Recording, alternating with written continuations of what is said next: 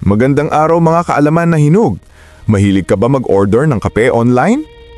Alam niyo ba na sa kabila ng mura at magandang packaging, maraming mga kape na nabibili online ang maaaring mapanganib sa inyong kalusugan? Oo mga kaibigan, habang abala tayo sa paghahanap ng masarap at murang kape sa internet, may mga mapanganib na katotohanan na nagtatago sa likod ng mga produktong ito. Kaya sa video na ito, ibabahagi ko sa inyo ang 10 mga nakakabahalang sikreto tungkol sa mga kape ang nabibili online na dapat ninyong malaman. Kaya panoorin mo ito hanggang dulo at alamin kung paano ka makakaiwas sa mga mapanganib na produktong ito. Pang-una sa ating listahan, mga peking brand at kupong-kupong na sangkap. Ang isa sa pinakamalaking problema ng mga kapeng nabibili online ay ang pagiging peke ng mga ito. Marami sa mga produktong ito ay gumagamit ng mga hindi kilalang sangkap na maaaring hindi ligtas sa kalusugan. Ang mga peking kape ay kadalasang gawa sa pinaghalong totoong kape at mga extenders tulad ng barley, corn o kahit na sawdust. Oo mga kaibigan, may mga reports na ng mga kape na hinaluan ng pinong lagari upang magmukhang authentic. Ang mga sangkap na ito ay maaaring magdulot ng mga problema sa pagtunaw at iba pang mas seryosong kondisyon sa kalusugan.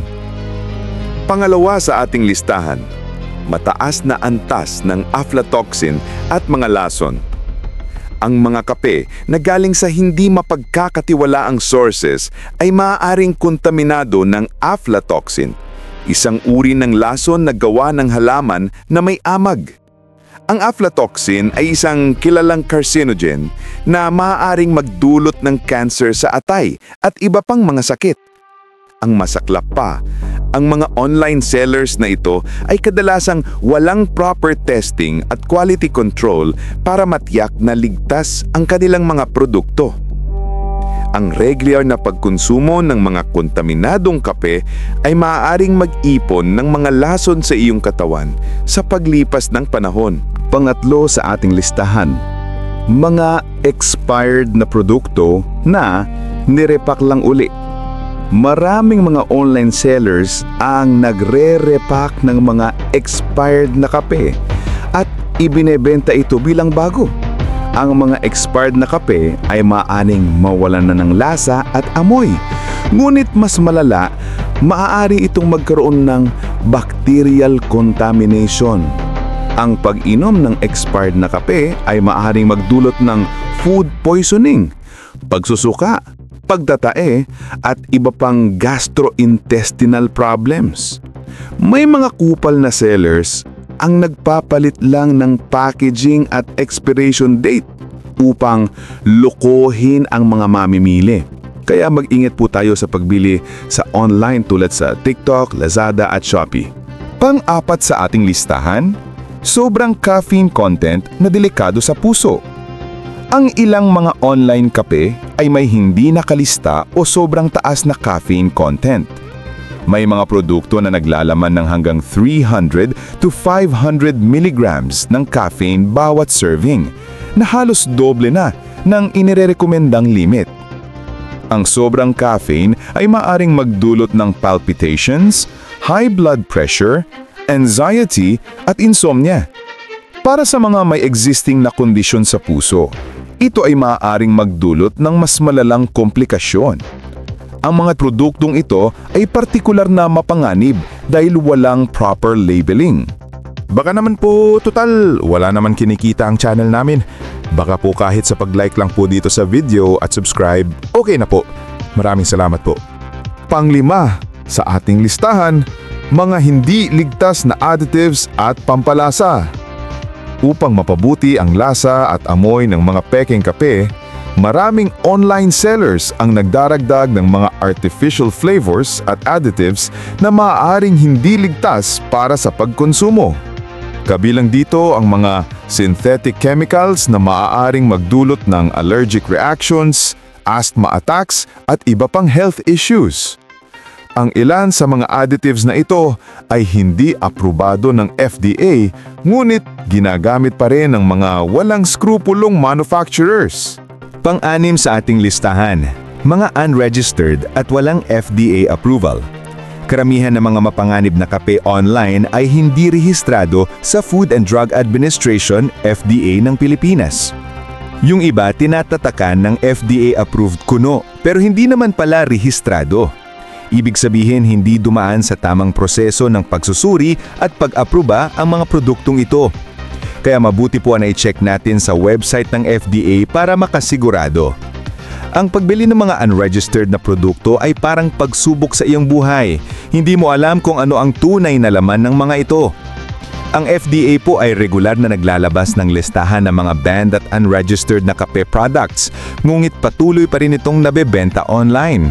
Pangpito sa ating listahan, madaya at mapanlinlang na packaging. Ang mga peking kape online ay kadalasang nakabalot sa magagarang packaging na mukhang premium at dekalidad. Ginagamit nila ang mga copycat logos at pangalan na halos kapareho ng mga kilalang brand upang linglangin ng mga mamimili. Ang mga produktong ito ay maaaring magkaroon ng maling impormasyon tungkol sa country of origin, manufacturing date at ingredients. Mahirap makilala ang peke sa tunay dahil sa sopistikadong paggaya sa packaging. Pangwalo sa ating listahan, mga false health claims at mga maling pangako. Maraming mapanganib na kape online ang nagsasabing may mga health benefits na walang siyentipikong basehan. May mga nagkakalat ng fake news na ang kanilang kape ay nakakapagpagaling ng diabetes, cancer o nakakapagpapayat. Ang mga maling claim na ito ay naglalagay sa mga mamimili sa panganib dahil maaaring umasa sila sa mga produktong ito imbes na magpakonsulta sa doktor. Ang ilan ay naglalaman ng mga herbal ingredients na maaaring maka-interact sa mga iniinong na gamot. Pangsyam sa ating listahan, panganib ng heavy metal contamination. Ang mga kape na gawa sa hindi kilalang sources ay maaaring contaminated ng heavy metals tulad ng lead, mercury at cadmium. Ang mga heavy metal na ito ay maaaring mag-accumulate sa katawan at magdulot ng neurological damage, kidney problems at iba pang seryosong health issues. Ang mga online sellers na ito ay kadalasang kumukuha ng mga low-quality beans mula sa mga lugar na may mataas na environmental pollution. At ang pangsampu sa ating listahan, kawalan ng accountability at customer protection. Kapag bumili ka ng mapanganib na kape online, mahirap habulin ng seller para sa pananagutan. Karamihan sa mga ito ay gumagamit ng fake accounts at madaling magwawala na lang pag nagkaaberya sa pagbebenta ng peking produkto. Walang warranty o return policy ang mga produktong ito. Kung makaranas ka ng adverse reaction, walang paraan upang maibalik ang produkto o makuha ang refund. Ang iyong kalusugan ang nakataya, ngunit pwedeng walang managot na partido. Mga kaalaman na hinog, ang pag-inom ng kape ay dapat nagdudulot ng kasiyahan at enerhiya, hindi sakit at peligro sa ating kalusugan. Mahalaga na maging mapagmatsyag tayo sa pagpili ng ating mga binibiling kape online.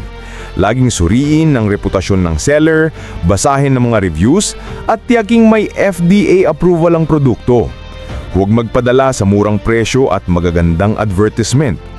Ibahagi ang video na ito sa inyong mga mahal sa buhay upang sila rin ay maging aware sa mga panganib ng mga kapeng nabibili online. Maraming salamat po at God bless po sa ating lahat.